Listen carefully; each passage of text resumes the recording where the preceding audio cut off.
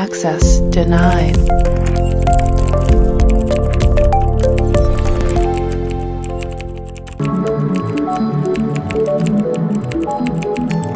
Access granted.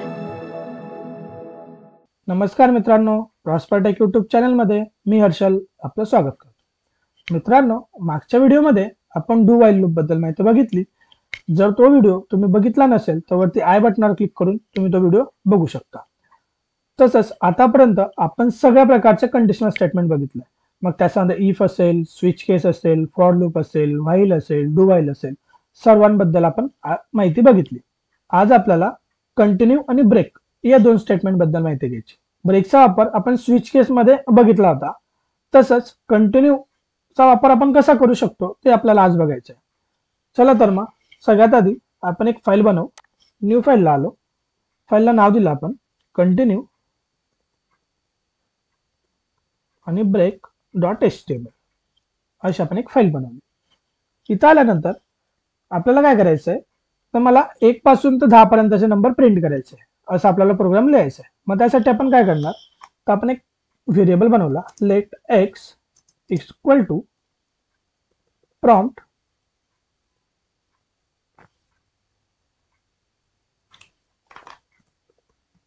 Enter a value.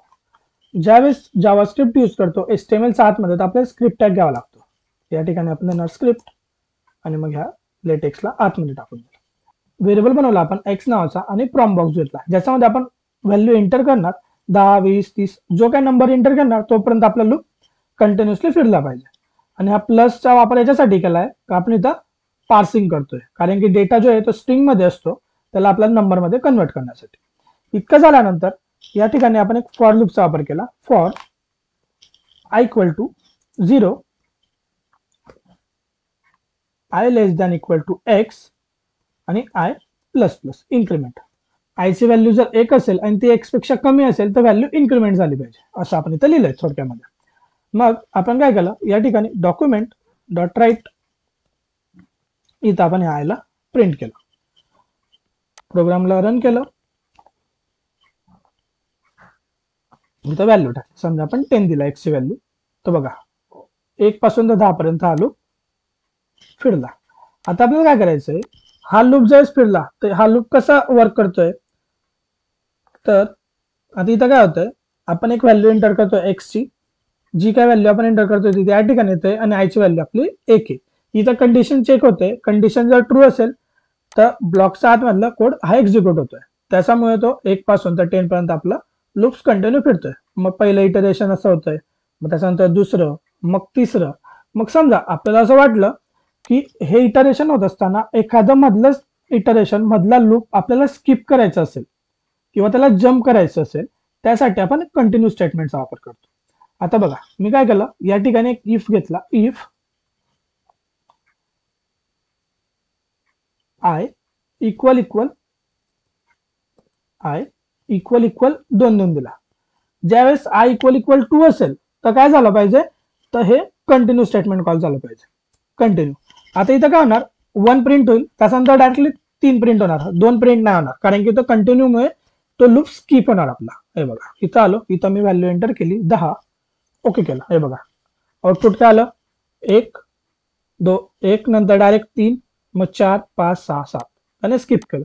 तुम्हाला जर वाटलं तुम्हाला मल्टिपल वेळेस त्याला स्किप करायचे असेल तर त्या पद्धतीने आपण इथं कंडिशन देऊ शकतो. समजा मी या ठिकाणी ऑर ऑपरेटर वापरला, ऑर, आणि इथं देऊन दिलं आय इक्वल 5. सेव्ह केलं,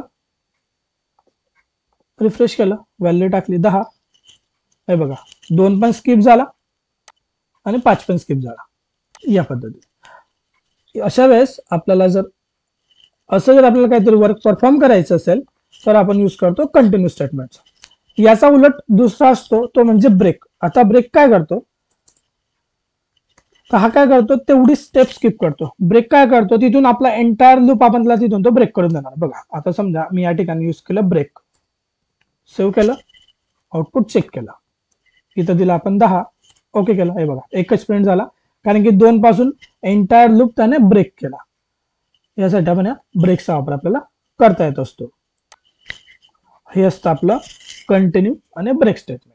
जर याच्यामध्ये तुम्हाला काही प्रश्न असतील तर कमेंट सेक्शन मध्ये विचारा आणि हा व्हिडिओ जर तुम्हाला आवडला असेल तर लाईक करा. व्हिडिओमधील माहिती तुम्हाला महत्त्वपूर्ण वाटली असेल तर व्हिडिओ जास्तीत जास्त शेअर करा. असेच नवीन नवीन व्हिडिओ बघण्यासाठी आणि त्याचे अपडेट्स आपल्या मोबाईलला मिळवण्यासाठी चॅनलला सबस्क्राईब करायला विसरू नका. धन्यवाद.